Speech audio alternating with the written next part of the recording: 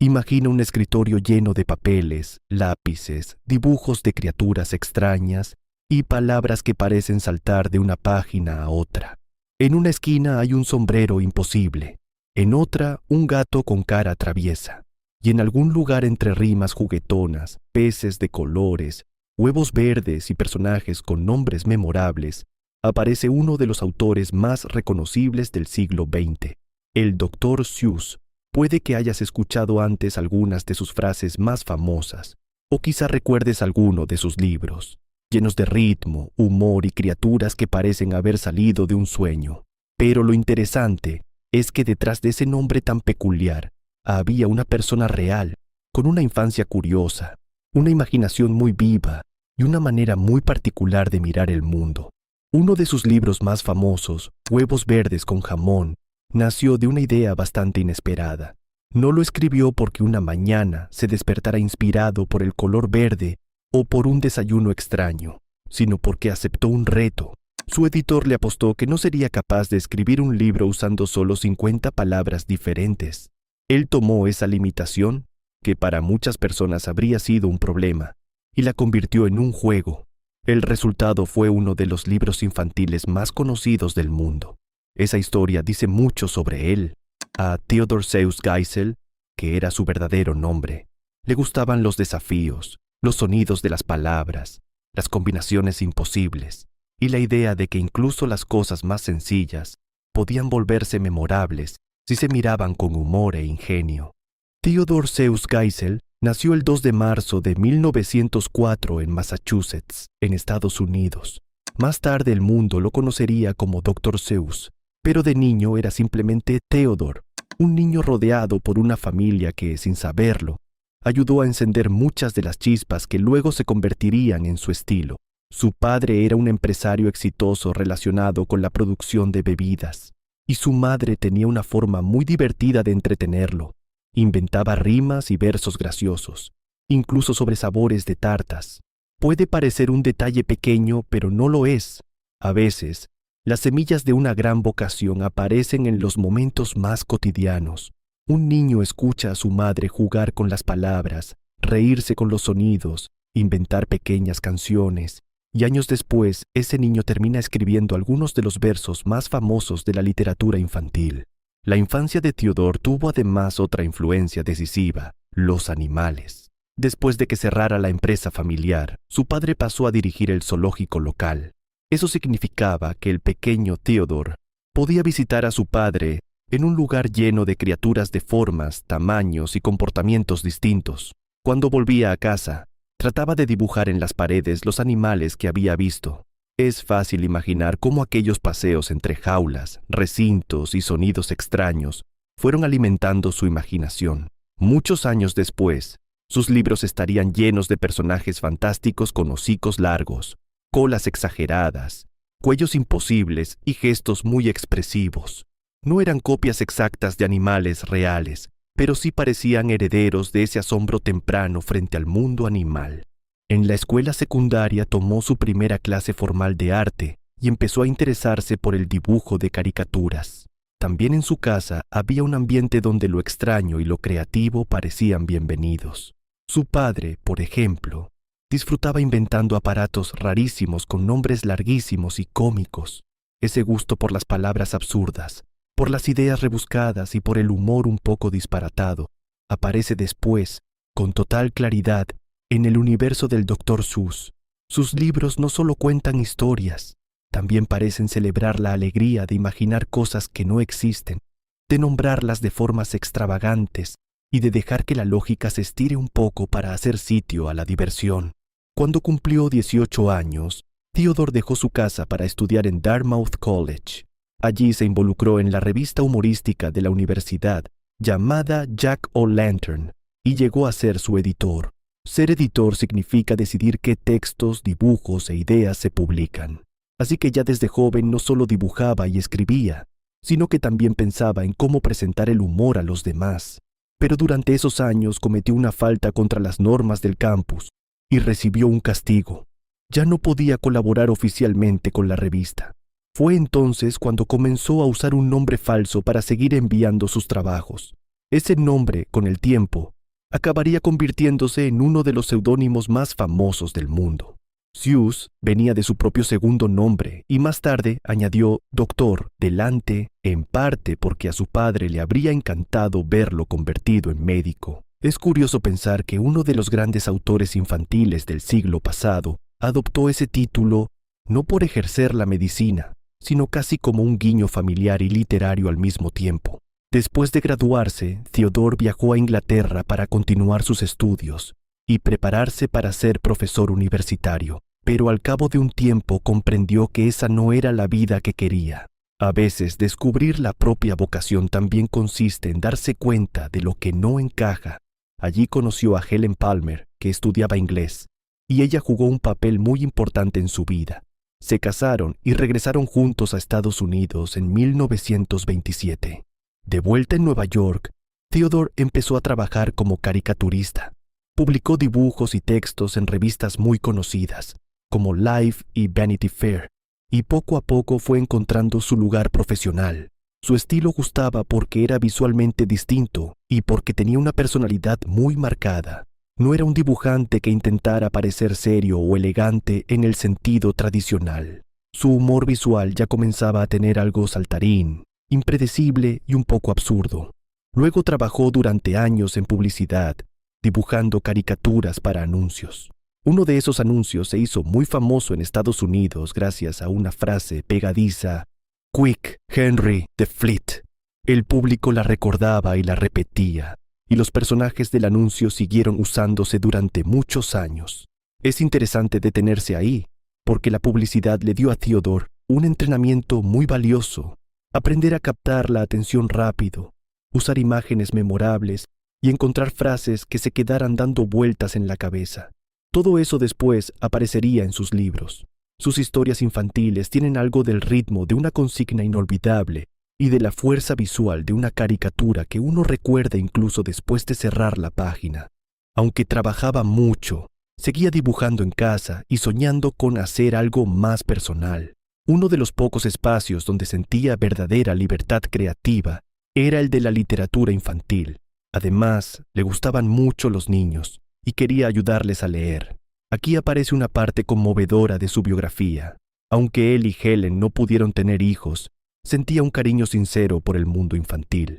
Ese deseo de conectar con la infancia, de crear libros que divirtieran y acompañaran, se convirtió en el corazón de su obra. Algunos de sus libros, de hecho, están dedicados a niños imaginarios, una señal discreta de una tristeza transformada en afecto creativo.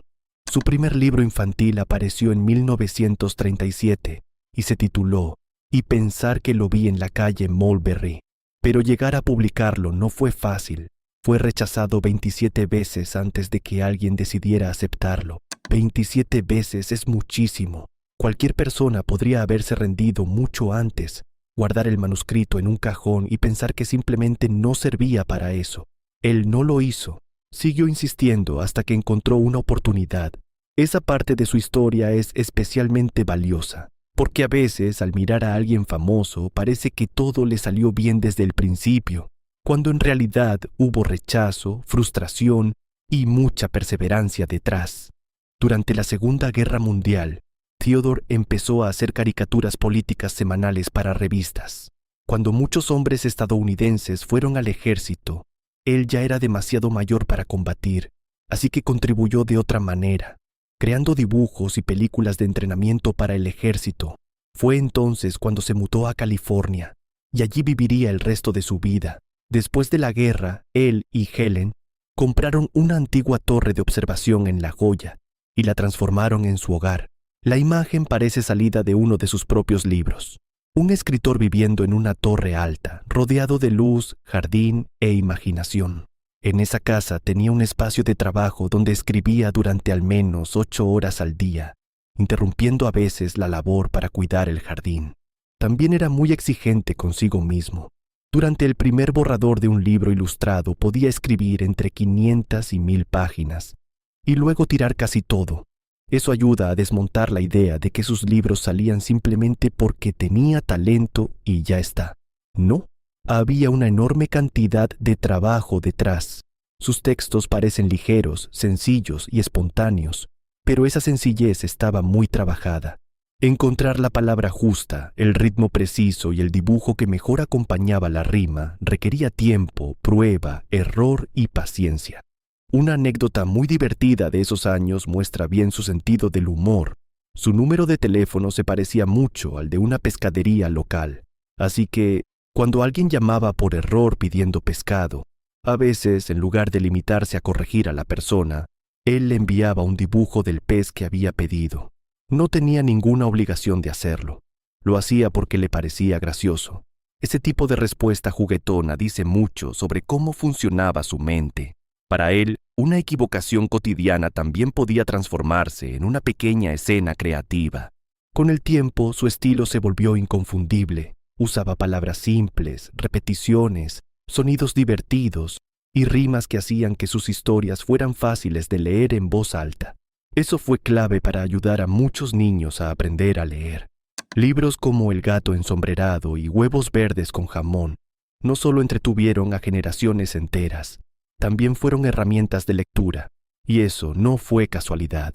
En una época en la que muchos libros para primeros lectores eran considerados aburridos, él demostró que se podía enseñar a leer sin renunciar a la imaginación, al humor y al ritmo. Ese logro es una de las razones por las que sigue siendo tan importante en la historia de la literatura infantil. A lo largo de su carrera escribió más de 60 libros. Muchos de ellos fueron adaptados al cine o a la televisión, como Cómo el Grinch robó la Navidad, El gato ensombrerado y El Lórax. La historia del Grinch, por ejemplo, se volvió una de las más queridas de la Navidad. Es la historia de una criatura gruñona que vive apartada de los quién de Villaquién y detesta todo lo relacionado con esa fiesta. Pero el corazón del cuento no está solo en el humor o en los dibujos, sino en la transformación del personaje y en la idea de que la generosidad y la alegría compartida valen más que cualquier regalo. Después de publicar ese libro, el propio Dr. Seuss llegó a ponerse una matrícula en el coche que decía Grinch. Es una imagen encantadora, un autor tan consciente de su propia creación que decide llevarla también en la vida diaria. Otros títulos suyos muy conocidos son Un pez, dos peces, Pez rojo, pez azul, Horton escucha a quién y Zorros con calcetines. Cada uno tiene su propio encanto, pero todos comparten algo. Una musicalidad muy particular, una imaginación visual inagotable y una confianza total en que los niños son lectores capaces de disfrutar del lenguaje, incluso cuando se vuelve extraño, juguetón o absurdo. En sus libros hay palabras inventadas, animales imposibles, lugares rarísimos y situaciones exageradas, y sin embargo todo parece tener una coherencia interna. Uno entra a ese mundo y lo acepta enseguida. Helen, su primera esposa, llevaba además la parte empresarial relacionada con sus publicaciones. Formaron un equipo creativo muy importante durante muchos años. Por desgracia, Helen murió en 1967. Más tarde, Theodore volvió a casarse, esta vez con Audrey, una productora de cine. Audrey también acabaría siendo importante en la difusión de su legado y en la adaptación de algunas de sus obras al cine, como El Lórax y Horton escucha a quién. Con el paso del tiempo, el reconocimiento hacia su trabajo fue enorme. Recibió muchos premios, entre ellos un premio Pulitzer en 1984, por su contribución especial durante casi medio siglo a la educación y el disfrute de los niños y de sus padres en Estados Unidos. También ganó un premio de la Academia. No era un escritor infantil apreciado solo por vender muchos libros. También era alguien reconocido por haber cambiado la manera en que los niños se acercaban a la lectura. Fue, además, la primera persona en recibir el Pulitzer específicamente por escribir libros infantiles. Eso ya da una idea del peso de su obra. Hay una frase suya muy citada que resume muy bien su visión sobre la lectura. Cuanto más leas, más cosas sabrás. Cuanto más aprendas, a más lugares llegarás. Esa idea atraviesa toda su trayectoria. Él había aprendido a escribir y a dibujar a partir de su propia curiosidad infantil, de su amor por leer, de su gusto por observar y jugar con las palabras. Quería que otros niños sintieran algo parecido. No quería imponerles la lectura como una tarea pesada, sino invitarlos a disfrutarla. Otro detalle que engancha mucho de su figura es que nunca pareció tener miedo de ser raro. En una época en la que otros podían escribir de formas más convencionales, él eligió un camino excéntrico, con voces distintas, dibujos torcidos, personajes absurdos y rimas inolvidables, y esa diferencia, justamente, fue una de las claves de su éxito. Una de sus frases más recordadas lo expresa muy bien. Hoy eres tú. Eso es más cierto que cierto. No hay nadie vivo que sea más tú que tú. Es una idea sencilla pero poderosa. Habla de autenticidad, de aceptar lo que te hace distinto y de no esconder aquello que te vuelve especial. También vale la pena mencionar que el cumpleaños de Dr. Seuss, el 2 de marzo, se convirtió en una fecha muy celebrada en escuelas, bibliotecas y campañas de lectura, especialmente en Estados Unidos. Durante años se ha usado para promover el hábito lector entre niños pequeños, precisamente porque su obra se asocia con el placer de leer. Sus libros siguen vendiéndose por millones, traduciéndose a muchos idiomas y encontrando nuevos lectores. Incluso su estilo visual ha terminado en galerías y exposiciones, colgado junto a obras de artistas reconocidos. Eso resulta fascinante, porque muestra cómo algo creado para divertir a los niños también puede ser valorado como arte. Por supuesto, como sucede con muchas figuras históricas, su legado también se ha revisado y discutido con el tiempo. Algunas de sus caricaturas más antiguas han sido criticadas por reflejar estereotipos de su época, y eso forma parte de las conversaciones modernas sobre cómo miramos a los autores del pasado. Pero incluso dentro de esa complejidad, sigue siendo cierto que sus libros principales marcaron profundamente la historia de la literatura infantil y del aprendizaje lector. Dr. Seuss murió en 1991, en La Joya, California, a los 87 años. Pero sus libros siguen vivos de una forma extraordinaria. Todavía hay niños que abren por primera vez uno de sus cuentos y se encuentran con ese mundo de criaturas imposibles, sombreros gigantes, rimas pegajosas y palabras que parecen bailar. Y eso quizás sea lo más bonito de su historia, que un niño que dibujaba animales después de visitar el zoológico de su padre, que escuchaba a su madre inventar versos en casa y que vio rechazar su primer libro 27 veces, terminara creando algo capaz de acompañar la infancia de millones de personas. Si uno mira su vida entera, hay varias lecciones que aparecen con mucha claridad. La primera es la dedicación. Trabajó muchísimo, corrigió muchísimo y se tomó muy en serio su oficio, aunque desde fuera sus libros parezcan siempre ligeros y divertidos. La segunda es la resiliencia. No dejó que los rechazos iniciales lo convencieran de abandonar. Y la tercera es la autenticidad. No intentó sonar como otros autores ni dibujar como otros artistas. Encontró su propia voz y la siguió con valentía.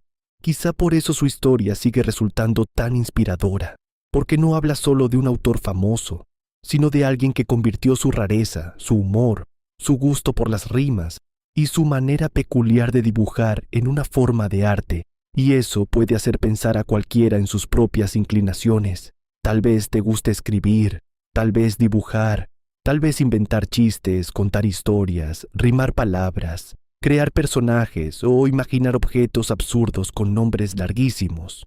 Lo importante no es que se parezcan a lo que hacía él. Lo importante es que encuentres aquello que te entusiasma y lo practiques. Toda gran obra empieza como algo pequeño, un dibujo en una pared, una rima dicha en voz alta, una ocurrencia extraña que a alguien se le ocurre y decide no dejar escapar. Así que, cuando pienses en el Dr. Seuss, quizá no lo imagines solo como el autor de libros famosos, sino como alguien que conservó muy viva la parte más lúdica de la imaginación. Yo estoy cansada. ¿Quisieras cuidar un momento, mi nido? Y el elefante contestó: ¡Ay! Pero eso es imposible. No tengo plumas ni alas, ¿no?